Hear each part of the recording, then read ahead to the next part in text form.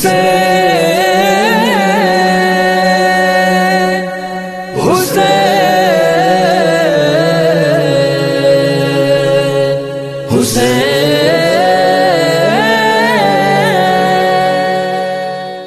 پڑھا کہ اللہ تعالیٰ نے فرمایا وَمِنْ آیَاتِهِ وَمِنْ آیَاتِهِ وَمِنْ آیَاتِهِ، اللہ تعالیٰ نے زمین آسمان ہمارے اطراف میں جو بار بار اپنی آیات کا ذکر کیا، اس سے مراد کیا تھی؟ یہی تھوڑی سی فکر، یہی تھوڑی سی کنسنٹریشن، یہی تھوڑا سا پونڈر کرنا. آپ نے ذرا سا اپنے اطراف میں چیزوں کو دیکھا، ذرا سا غور کریں، کبھی حیوانات کو دیکھ کر، کبھی اپنے اطراف میں ہونے والے ایونٹس کے اوپر، کبھی چاند ستاروں کو، اینی تھنگ جو بھی آپ کو ذرا سا فیسینیٹ کرے، اگر آپ اس کے اندر فکر کرنا شروع کریں گے تو آپ کو پتہ لگے گا کہ اس کا خالق کتنا باکمال ہو سکتا ہے. اتنی سی حرکت، بس یہ حرکت آپ کو خدا کی طرف لے جائے گی. اب اسی جو حرکت میری، اور اب اگر ہم ذرا سا سوچیں، ذرا سا غور کرنا شروع کریں چیزوں کے اندر، سوچیں سمجھیں، اسی وجہ سے غور کیجئے گا. جہاں پر ہم ویسٹ میں ایک طرف یہ دیکھتے ہیں کہ ایک بڑی تعداد لوگوں کی ایسی ہے کہ جو اللہ کو جھٹلانے پر، خالق کو جھٹلانے پر تلی ہوئی ہے، وہیں پر ایک بہت بڑی تعداد ریسرچرز کی ایسی ہے کہ جو اپنی ریسرچ کے اختتام پر آ کر، اگر وہ کسی زمانے میں بدترین ایتھسٹ اگر رہے ہوں، اپنی ریسرچ کے اختتام پر وہ موحد بن جاتے ہیں. اپنی ریسرچ کے اختتام پر ایٹ دی اینڈ آ کر کیا کہتے ہیں کہ ہماری ریسرچ کا خلاصہ یہ ہے کہ اس کائنات کا بنانے والا کوئی اتنی پاورفل اینٹیٹی یعنی خدا ہونا چاہیے. لہذا ایک کتاب ہے، اگر آپ سرچ کریں اور آپ کو نہ ملے تو مجھ سے مراجعہ کیجئے گا، میں آپ کو فارورڈ کر دوں گا. ایک کتاب ہے جو لکھی گئی ہے 50 نوبل پرائز لیٹریٹس، یعنی جن افراد کو نوبل پرائز دیا گیا مختلف علوم میں، ان کے اقوال کو جمع کیا گیا ہے کہ انہوں نے اپنی ریسرچ کے اینڈ پر جا کر آخر میں کیا کہا ہے کہ اس کائنات کا بنانے والا کوئی خدا، کوئی ایسی اینٹیٹی ہونی چاہیے. بس یہ انسان کی فطرت کا حصہ ہے. اب اس فطرت کا حصہ، اسی فطرت کو اور زیادہ قوی ہو جائے، اور زیادہ اللہ کی طرف متوجہ ہو جائے، اللہ تبارک و تعالی نے انبیاء کو، ائمہ کو اور اپنے اولیاء کو معجزات اور کرامات بھی عطا کیے.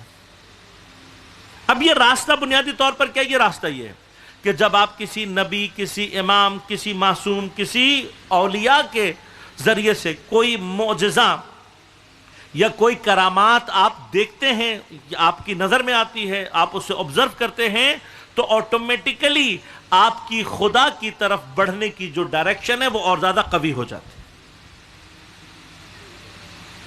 اب اگر میں مثلا ان چیزوں کو بیان کرنا چاہوں تو آپ غور کریں گے کس قدر نزدیک ہیں چیزیں. یعنی بعض ایسی چیزیں ہیں کہ جو اتنی وافر مقدار میں فراہم کی گئی ہیں کہ انسان ذرا سا حرکت کرنا چاہے تو وہ ان چیزوں کو آبزرو کر سکتا ہے.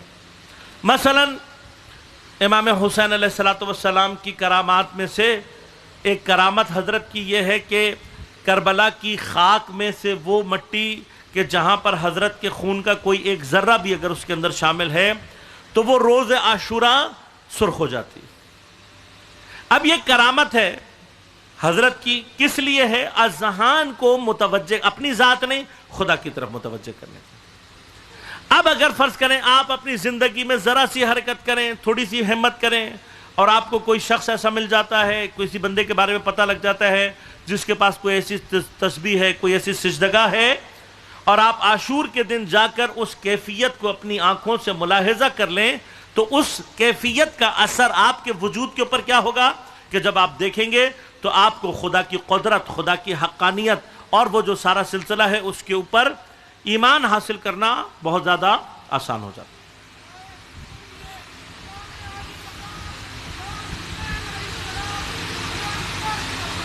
اللہم صلی علی محمد و آل محمد و عجل فرجہ.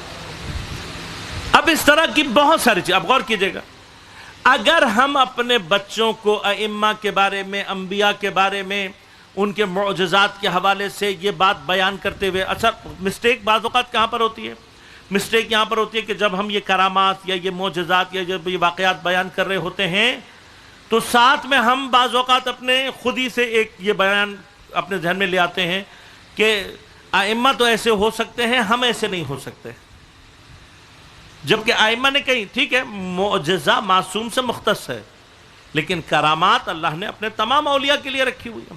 جو شخص بھی ولایت کے ان درجات میں پہنچنے کی صلاحیت اپنے اندر پیدا کر لے، اس کے ہاتھ سے وہ جو کرامات ہیں وہ ظاہر ہو سکتے ہیں.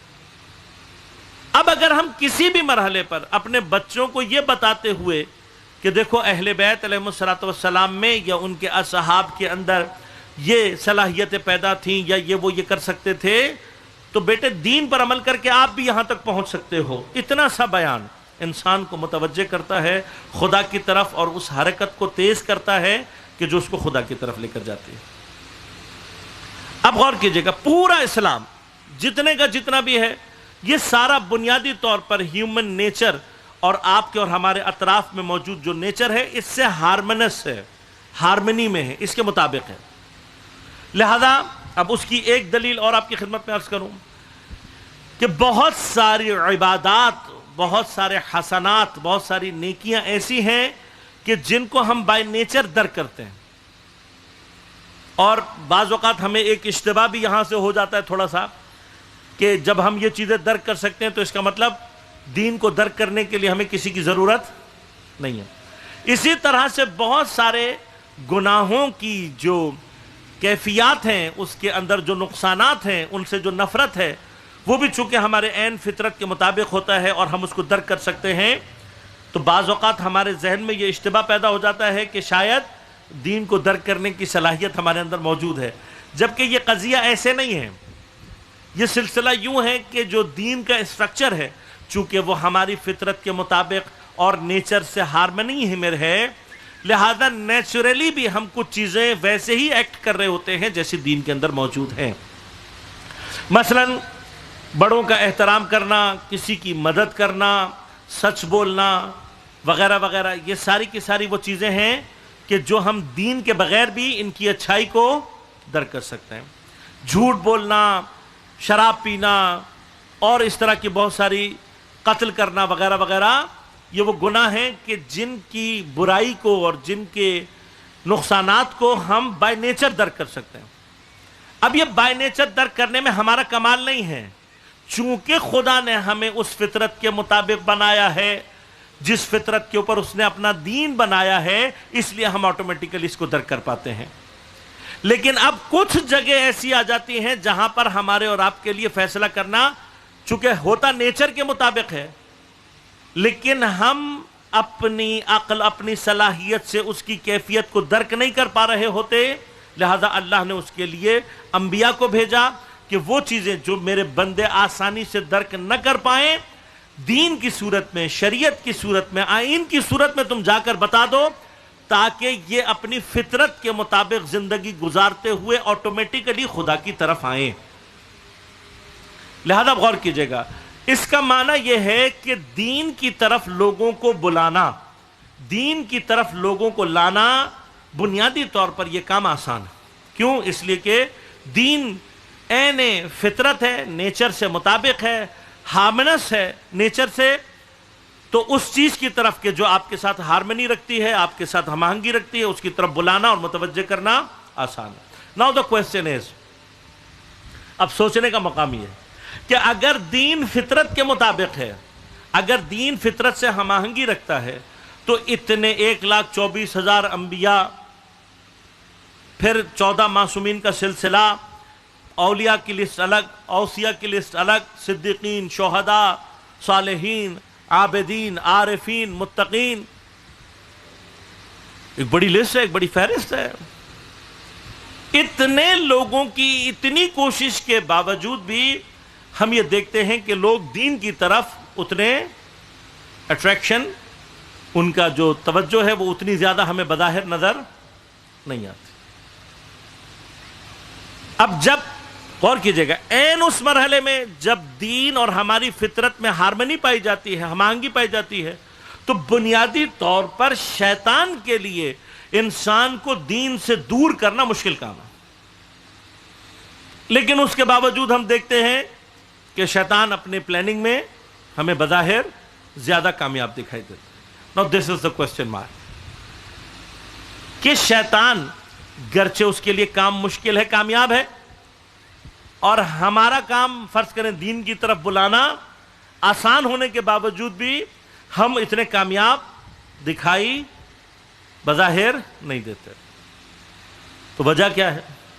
وجہ یہ ہے کہ شیطان اپنی اس مشکل کو درک کرنے کے بعد اس نے اس کا حل کہاں سے دریافت کیا؟ اس نے حل دریافت کیا اپنے کاموں کو آرگنائز کرنے سے،